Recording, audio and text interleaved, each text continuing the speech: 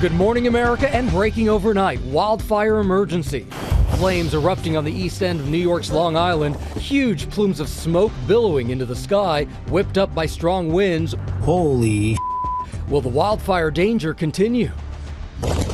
Syria clashes. More than 1,000 people reportedly killed in the worst violence since President Bashar Assad was ousted from power. Reports of massacres and revenge killings, the major escalation overnight. Tariffs and trade war, the hefty surcharges on foreign goods due to go into effect this week, what it could mean for your bottom line. Plus, time ticking against a potential government shutdown, a stopgap measure proposed, the fight to get enough lawmakers on board. Caught on camera, CarMax catastrophe, a driver plowing through the dealership, mowing down employees and customers, what allegedly set him off. Potential health hazard, raising concern over some synthetic braiding hair. What you need to know. And thrillers on the court. Sears, he just did it! The buzzer beater that launched Alabama over Auburn, and yet another one for St. John's. St. John's at the buzzer! Plus the big matchups for the women as they try to launch their way into March Madness. Live from ABC News in New York, this is Good Morning America. Does it look like the sun's coming up a little early? Yeah. Good morning, America. We need He's something. struggling. We need something. He is struggling. We hope your sleep schedule isn't too upset by the return to daylight saving time overnight in most of the U.S. Our thoughts and prayers are with the parents of young children this morning. It's going to be a tough one. But we'll look at the continuing controversy over daylight time and the potential health effects in just a moment. Yeah, we'll get through all that in just a bit. Also this morning, the soaring cost of eggs, as sources say there's a new federal investigation into possible price fixing, what we know about the probe, and what the egg industry is saying this morning. An important story there, but we do begin here with those wildfires overnight in New York's Long Island. Firefighters now bracing for heavy winds, threatening to make it all even worse. ABC's Morgan Norwood is live in West Hampton Beach. Good morning, Morgan. Hey, good morning to you, Gio. Yes, the smell of smoke just so potent here, and that's because one of those fires creeping dangerously close to the airport. Now, at least 2 commercial structures damaged, and overnight firefighters making significant progress. But as you pointed out, that wind threatening to upend it all. This morning, firefighters on New York's Long Island battling a dangerous outbreak of brush fires, at least 4 raging along the Sunrise Highway. Holy. Cars driving past thick smoke, flames erupting on the side of the road, at least 1 firefighter injured. A second-degree burn on the face of one of our firefighters. I hope that's extended. And so far, at least 2 structures damaged. I have a building on fire now. Multiple roads forced to close, including the main highway that leads to the Hamptons. Massive plumes of smoke visible for miles. New York Governor Kathy Hochul declaring a state of emergency. We always have to be prepared for the worst. The National Guard providing air support with helicopters doing water drops. Dozens of fire departments responding, battling the flames up close. The combination of low humidity and strong wind gusts fanning the flames. The National Weather Service issuing an elevated fire risk. Now, the West Hampton fire is at least 80% contained this morning. Again, that is good news, but still not out of the woods just yet. In fact, Governor Kathy Hochul warning of a bigger issue ahead, Washington funding cuts impacting the National Fire Academy, which could mean fewer firefighters for emergencies like this, Whit. That's not what crews need right now. Morgan, thank you so much. Let's get right to Samara Theodore for a check of the weather situation right now. And Samara, you know, the wind conditions, they've been very difficult for crews out there. That's right, Whit. We are having some concern. So take a look. Wind gusts are actually going to reach up to 35 plus miles per hour as we head through this afternoon. We've got a lot of dry air out there as well. Take a look at some of the temperatures that we're anticipating in the coming days. So really no relief in sight when it comes to rain. New York City in the low 60s, both Monday and Tuesday. And while it is not unheard of this time of year to have wildfires in the Northeast, we're certainly seeing very dynamic visuals coming out of Long Island. Janae? All right, Samara, thank you for that. Turning overseas now to the intense clashes in Syria that have reportedly killed more than 1,000 people. The violence, a major escalation in the challenge to the new government in Damascus. ABC's Lama Hassan is monitoring those developments, and we have not seen violence like this in a while there, Lama. No, we haven't. And good morning to you, Jeanine. This morning, there are growing fears these clashes gripping large swathes of Syria's western coast, the deadliest since the conflict began 14 years ago, will now trigger more violence against ethnic minorities and more deaths. The images circulating online are shocking. There's dramatic nighttime video showing gunmen repeatedly shooting at a building and igniting a fire. Now, the violence erupting on Thursday with fierce fighting between the new government security forces and loyalists of the ousted former President Bashar al-Assad. The fighting then spread with revenge killings for those deaths, and more than 1,000 people have been killed so far. Most of them are civilians. Syria's interim leader Ahmed al-Shara, remember, he took over just 3 months ago after the Assad regime was toppled back in December. He's now calling for national unity and peace. This major escalation of violence is his biggest challenge since taking control. Gio. All right, Lama, thank you so much. We're going to turn now to the trade war and tariff whiplash. President Trump saying he's ready to impose a massive reciprocal tariff on Canadian dairy and lumber as early as tomorrow. Senior White House correspondent Selena Wang is in Washington with the latest on this. Good morning, Selena. Hey, good morning, Gio. And that trade whiplash isn't going away anytime soon. The president says more tariffs could come tomorrow. The president is threatening to impose steep tariffs on Canadian lumber and dairy products. He says it's in response to the high tax that Canada puts on American lumber and dairy to protect its own industries. But that tariff on lumber especially could cause real pain here in the U.S. I spoke to the owner of a lumber yard in Maryland who said those tariffs would hurt his sales since he'd have to pass on the cost to his customers by raising prices. The National Association of Home Builders says even a 25% tariff on Canadian lumber would increase the cost of building a new single-family home by up to $10,000. But this is just the latest twist after a week of on-again, then off-again tariffs. So Trump imposed tariffs on Mexico and Canada on Tuesday, only to pause most of those tariffs soon after. But now he's threatening them once again. Business owners I talked to tell me it's not just the tariffs that's hurting their operations, but it's also all of the uncertainty. And they're bracing for more in the coming weeks, with Trump vowing to impose tariffs on a whole range of countries on April 2nd. Whit. All right, Selena Wang, thanks so much. Let's bring in ABC's chief Washington correspondent, Jonathan Karl, who will be hosting This Week later on this morning. John, good morning to you. So let's start right there with that back and forth over President Trump's threats on tariffs. Many businesses in limbo here, wondering if this is all part of a broader strategy and where it's going to end up. Well, look, there will probably be more back and forth. Trump signaled that on Friday. But the overall strategy, if you take Trump at his word, is more tariffs. I mean, he believes that tariffs can solve a lot of problems for the United States. They can pressure countries to do things he wants, like he's trying to do with fentanyl smuggling. He believes tariffs can bring in revenue to the Treasury, help him balance the budget. He believes tariffs can protect American industry. He believes that tariffs are central to his economic agenda. So, look, there was back and forth this week. We've seen the tariffs on Canada and Mexico at least partially suspended, but they are scheduled to go back into effect on April 2nd.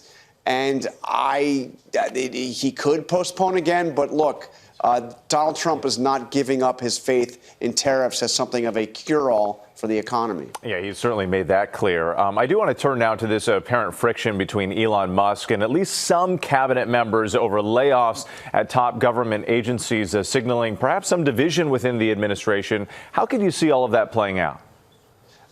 Elon Musk clearly was taken down a notch this week. Donald Trump, according to multiple sources that were in the meeting, during a cabinet meeting, explicitly said that the cabinet secretaries have the authority over who is hired and fired, not Elon Musk. Although he did add that if they don't do the job, Elon will go in and do it. So Elon hasn't been totally shifted aside. And we saw even after that meeting, him getting on Marine One with President Trump. He's still very much a key part of this administration. But there's no question, Whit, that this was a significant moment with the president in front of his full cabinet saying, no, no, no, Elon Musk is not in charge of your agencies. You are, at least for now.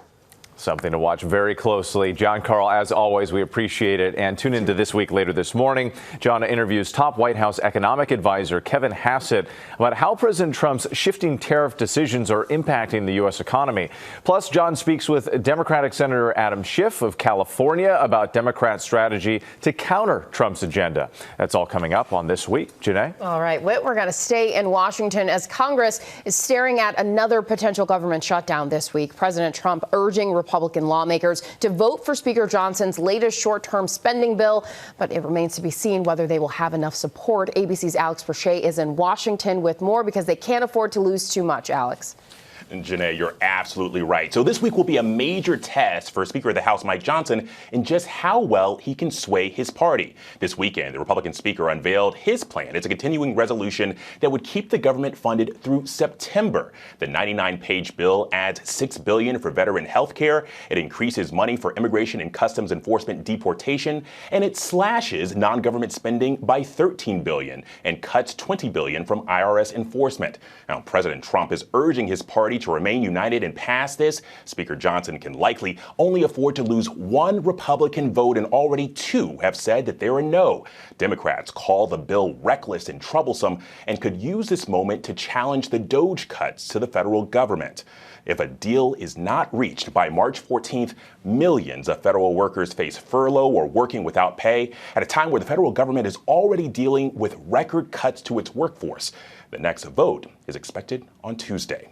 Gio. And we will see what happens then. All right, Alex, thank you so much. Now to the shocking scene caught on camera at a CarMax dealership outside Los Angeles. A driver plowing through the doors, mowing down customers and employees. ABC's Zoreen Shaw is in L.A. with this unbelievable video. Good morning, Zoreen. Good morning, Gio. This appeared to be such a terrifying incident that the call first came in as an active shooter. According to CarMax, an upset customer got in his car and allegedly used it as a weapon, seriously hurting multiple people in an area just 10 miles from downtown Los Angeles. Chaos inside this California CarMax caught on camera.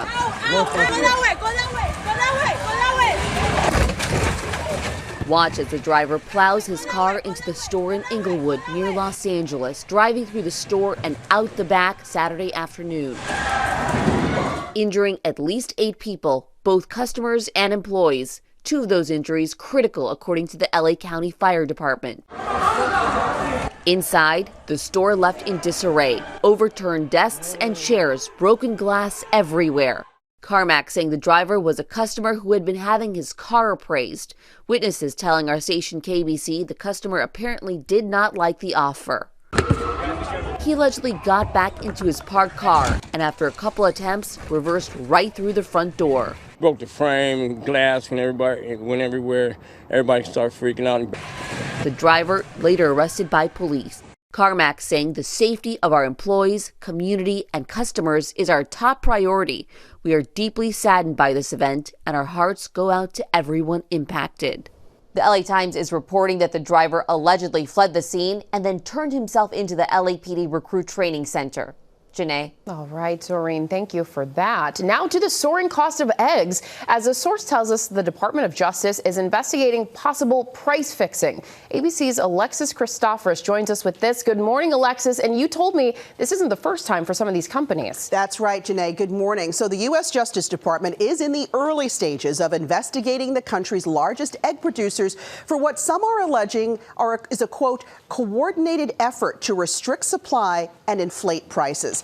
Now, we know consumers are paying record prices for eggs, some as high as $10 a dozen, as that devastating bird flu outbreak forces the industry to kill tens of millions of egg-laying hens. But while consumers and businesses are shelling out more for eggs, some egg companies are raking in record profits. Cal-Maine, that's the nation's largest egg producer, saw profits more than triple last quarter, up more than 340% compared to just a year ago. Now, back in 2023, a jury trial ordered ordered Cal-Maine and 3 other companies to pay $53 million for unlawfully inflating prices. It's a verdict those companies are challenging, and Cal-Maine has not yet responded to our request for comment. Now, as for when we might see prices start to come down, experts say with an egg-centric holiday like Easter right around the corner, don't expect relief anytime soon. The USDA predicts prices could rise another 40% this year. And even if supply rebounds, experts say prices could stay high as grocers and restaurants try to make back some of their lost profits. Guys? All right, Alexis, a lot to follow there. We appreciate it. All right, so if you woke up a little bit tired, that's because you may have lost an hour of sleep. Overnight, daylight saving time went into effect in most of the country.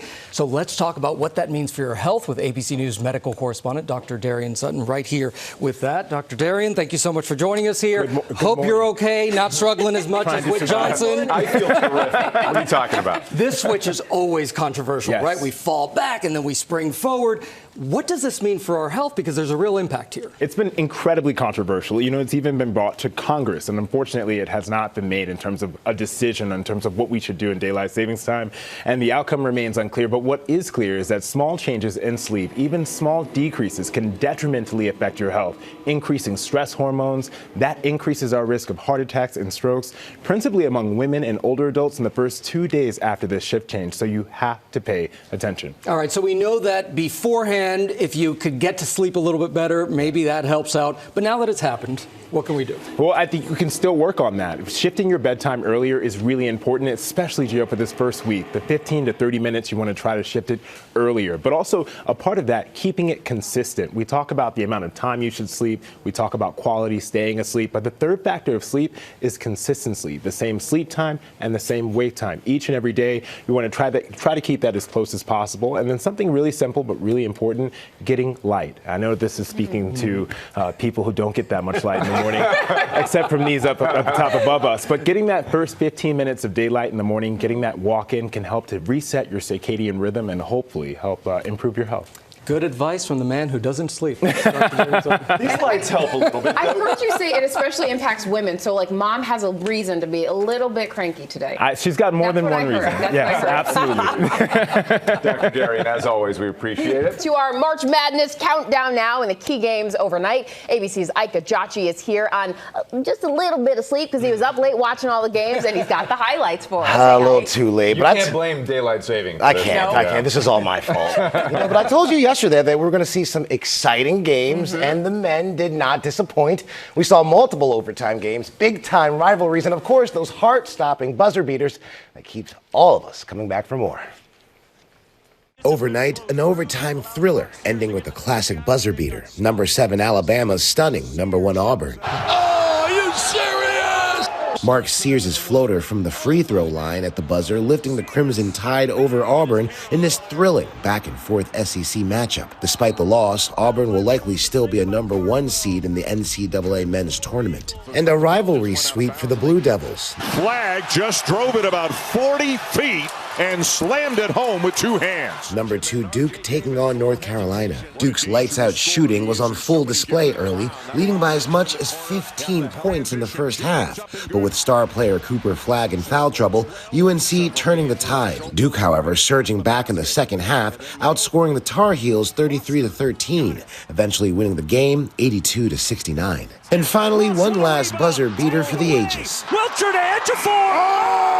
Head coach Rick Pitino and the St. John's Red Storm closing out their regular season with what could be their most thrilling victory all season. St. John's at the buzzer! Zubia Giafer hitting a game-winning shot to beat the overtime buzzer as the 6th-ranked St. John's beat Marquette 86-84 for their 6th straight victory. And how about St. John's? Rick Pitino saying it was a hell of a win and probably his favorite win of the season. Now, there'll be more men's basketball action starting today at noon when number 17 Michigan takes on number 8 Michigan State. How about that? You excited for some more basketball action today? Yeah, and getting towards March Madness and donating my annual contribution to my group of friends because I never win. Yes. And for anyone at home who's wondering, no, we are not forgetting about the women. ESPN ESPN's Andrea Carter is standing by live from Greenville, South Carolina, to break down the big matchups today on the women's side. So that's still ahead. You'll want to stick around for Yes, that. much more. Also coming up here on Good Morning America, a doctor weighs in about potential dangers of synthetic hair braids. And then we're going to talk about spring break travel tips, and not just for the college kids, some great getaways deals for all of us. And an update on our favorite and growing bald eagle family. You don't want to miss this. We'll be right back here on GMA. Oh, look at that.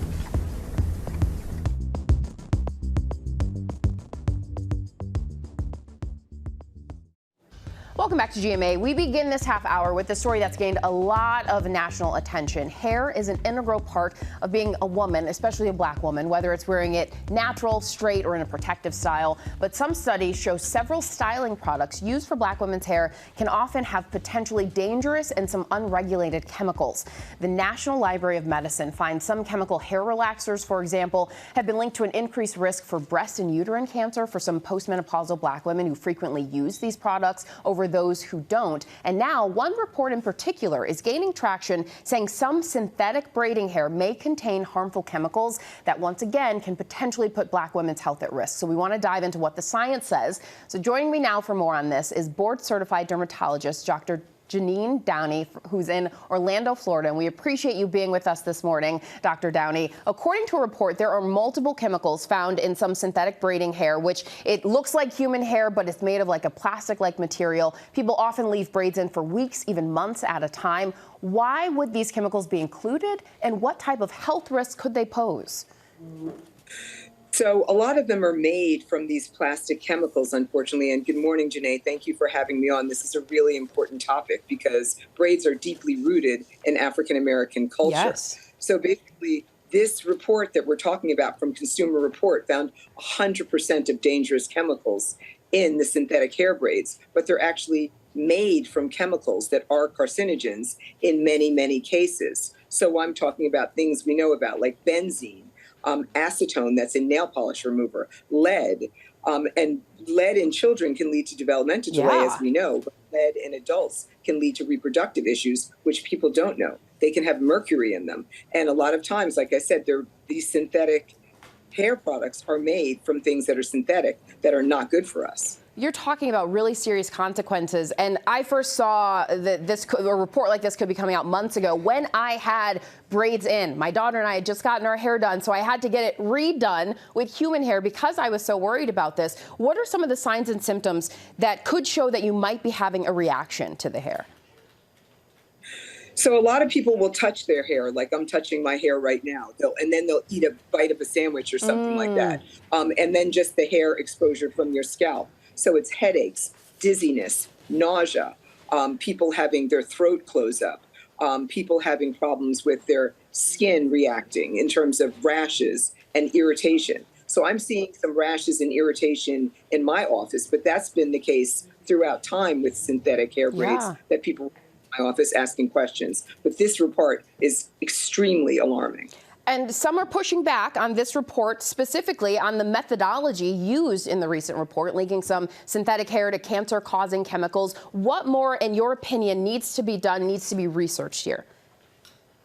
Okay, so the methodology looks decent, but more research could be done. So they need to take a group of people that are, very healthy to begin with, that have used synthetic braids for a while and look at them. They didn't exactly control for smokers. They didn't control for obesity. They didn't control for history of cancer in the family, a lot of things like that. So the methodology, I think, was good, but it could be better. And there should be definitely more research done on this very urgent and important topic. Very urgent and important. And it's just impossible to overstate how common it is. Like you said, cornrows and braiding has such a long, rich history in Black culture going back, eons, and we see the braids so often. So the fact that you are seeing people coming to you with these questions, you just can't overstate how common it is. Exactly. Absolutely. Well, we Absolutely. appreciate you being with us to really dive into the science here. Board-certified dermatologist Dr. Jeanine Downie, we appreciate you. And make sure to tune in to ABC News Live starting at 10 a.m. Eastern. Dr. Downie and I will continue this conversation and dive into the alternatives to synthetic braiding hair because you do have some options out there. Now on GMA, looking at the spring break travel picture. We've already been talking about it in the commercial break. Sure have. Getting to the bottom. It's not too late to get a deal, and Going.com's Katie Nastro is back to help us hunt them down. Good morning, Katie. We're always like writing down our notes before we even get to the segment. You know I love talking travel, so Yes. I'm thrilled to be back. So let's dive right into it, because first we're talking about family destinations for folks like me, but you always need something for everybody, right? So what are you looking at? Right, so for family-friendly destinations for spring break this year, I would personally recommend the southwest area of Florida, Fort Myers and Sanibel Island. I grew up going down there. Beautiful, stunning sandy beaches full of shells. It's dubbed the shell capital of the world. Yeah, it's an incredible area. You have manatees, dolphins, fishing in Pine Island Sound. I mean, really is stunning. It's got something for everyone. Swimming with the manatees. Yeah, it is such an amazing experience. It is, why are you laughing? You were like crying. I was emotional. It was They're beautiful. I mean, like smelling my tongue underwater. They really are beautiful creatures, but you can get their deals starting at $98 round trip from select airports this spring break. Wow. Excellent. So yeah, I mean, really, it has something for everyone. So following up on that, a lot of people do have some travel anxiety right now, given some of the incidents that have happened in the air. What's your advice? Right, and you know, that is totally something that people are dealing with right now, understandably, right? But you know, there are options affordably that you can travel that don't require getting on a plane. You know, even though air travel is one of the safest forms of transport, hey, you know, jump in the car or hop on the train. Perfect example. Say you live in the LA area. You can head to San Diego, an absolutely fantastic city for kids and adults. But you can take the Pacific Surfliner down. Tickets start at $35. Sit on the right side of the train. This is always my tip. You get ocean views the whole way down. Just, you know, you really can sit back and relax and you're not stuck in traffic. Yes, so like that. Always good, yeah. And that's a good idea for the kids too. I love my family, but for those of us who would love a girls trip, any ideas? Yes, so Jeanette, you and I are going to Cartagena, Colombia. Yes, ma'am. Oh. Yes, ma'am. Yes, we're going to walk around that beautiful UNESCO heritage walled city. So stunning. We're going to do a coffee tasting experience. And then, you know, maybe we'll do a beach day out to the Rosario Islands. Deals are starting at $284 round trip. That's insane. Wow. Yeah, that is a really stunning place to go. But if you want something domestic, Savannah. I know, Whit, you took a trip down there. Yeah, loved it. And it is, you know, it's good for families, good for couples, good for girls trips or Food, amazing. Girlfriend trips. Music. Really, you have everything. Or Jeanette, I know you like yoga. We could head to Hilton Head Island. We could do beach yoga. Yeah, deals are starting at $108 round trip. Yeah. Okay, so both coasts you can get good deals. Good deals. You definitely can. Okay, so obviously these guys with my manatee story, they know I like those active vacations, outdoors, being one with nature. So tell me what you got there. Yeah, so the Going team cooked up some really spicy deals for those outdoor enthusiasts.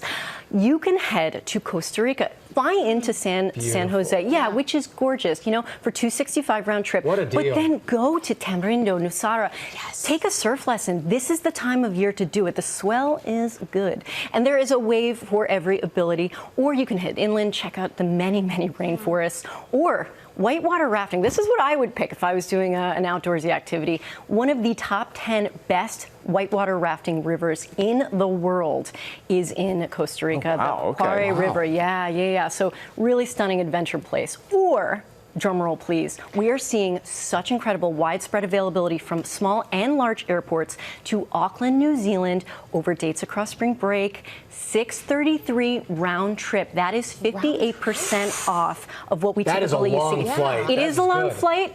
However, you know, this is some of the cheapest by our Going deal standards we've ever seen. Well, that's what I mean. A long flight and still cheap. Still cheap. So worth it. Okay. So if you have the time, definitely Amazing. go. Katie, appreciate it as always. Also glad we got the Geo manatee story. I am too. Long overdue. Coming up on Good Morning America, ESPN's Andrea Carter previews championship week for women's college basketball and today's big matchup. Stay with us. And we are back now on GMA. Earlier, we were talking about the men's college basketball. It's championship week for women, though, and we have some big matchups on tap today as teams compete for coveted spots and seeds for March Madness. ESPN basketball analyst and host of College Game Day, Andrea Carter, there you see her right there from the set in Greenville, South Carolina, to break it all down. Andrea, good morning. Good morning. Thank you all for having me. It's always a pleasure. Always a pleasure to have you here. Okay, so let's talk about today's SEC championship game between the defending champ South Carolina and Texas. What are you looking for? So many things in this one, but primarily South Carolina's depth and their bench against Texas superstar Madison Booker. So bench against Booker. That is going to be what I'm looking for. South Carolina has an embarrassment of riches when it comes to skill and when it comes to talent, and their bench is really when the fireworks start to happen with Mylasia Fulwiley and Joyce Edwards. South Carolina's depth is their strength. Now for Texas, Texas' strength is they have the SEC Player of the Year in Madison Booker. And Madison Booker is so skilled. She is so talented and fun to watch. She had 25 points in the game yesterday against LSU. She can score lights out, knock down threes, mid-range. She can get to the rim. So the bench for South Carolina against Booker for Texas. We'll see what happens. The bench versus Booker, she says. All right, Andrea, what about the Big Ten matchup today between USC and UCLA? There is only one name I'm going to give you when it comes to this game, and it is Juju Watkins. She is the most talented player in the country, in my opinion, only a sophomore, and she has dominated this matchup with UCLA. Now, don't get me wrong, Juju Watkins has given teams plenty of problems all season long, but she has been at her best against her rival in the Bruins. 38 points in game 1, 30 points in game 2. She might be UCLA's kryptonite. I want to see if UCLA has an answer. All right, let's bring it back to the East here because we got UConn facing Villanova today in the Big East semifinals. Winner goes on to the conference championship on Monday. What should we look out for? Well, UConn has a 99% chance to win this game. They have dominated Villanova and the Big East, primarily because their superstar, Paige Beckers, has a 99% chance of being the #1 overall draft pick in this WNBA draft when this season comes to an end. Paige Beckers, so talented. She has a high basketball IQ, and she is efficient. The way Paige Beckers either finds her shot or finds her teammates and helps UConn operate on both ends of the floor, she is always money when it comes to watching basketball. So Paige Beckers leading this UConn team, always a good time to watch. Andrea, it's so funny you say that because I always say Whit Johnson is always money watching news. So it's nice to hear there's a comparison in sports. Thank you so much, Andrea. And that high basketball IQ. College Game Day airs at noon Eastern today on ESPN and ESPN Plus. With our play of the day here, and it's an update on this growing family that we've just been obsessed with. It's our first good look at the third eaglet that hatched Friday night in Big Bear, California. Now hoping to catch up to its siblings, born a few days early. Oh, gosh, the sound. I love that. Parents Jackie and Shadow taking good care of the little ones. You can watch it all on the Big Bear Bald Eagle live nest cam. Generally, 30,000 to 50,000 people are watching that live cam. At any one moment, I'm one of them. There will be a naming contest for the eaglets coming up. What names would we like? Are we going to come up with some names? Oh, there's 3 of them. Hello. I did. Which and Geo. Oh my gosh! Done. Duh. Done. Right? Be the mom? Can you be the mom? There you go. That's She's right. named already. She's Jackie already. Maybe there's another Jackie baby. and Shadow. So you guys can tune into that camera, or if you want other baby animals, Oh Baby on ABC stations. That's right. After Shameless plug every time. We love around and watch them. Soon enough, the Eagles will be out of the nest and they'll get their eagle on, or whatever. Come on, Dad jokes. The Eagles do. And then we can have a little Samara eaglet. That's right. Drop down and get your eagle on. You guys are great. Fly, Eagles, fly. Thank you so much for starting your day with us, and have a great week.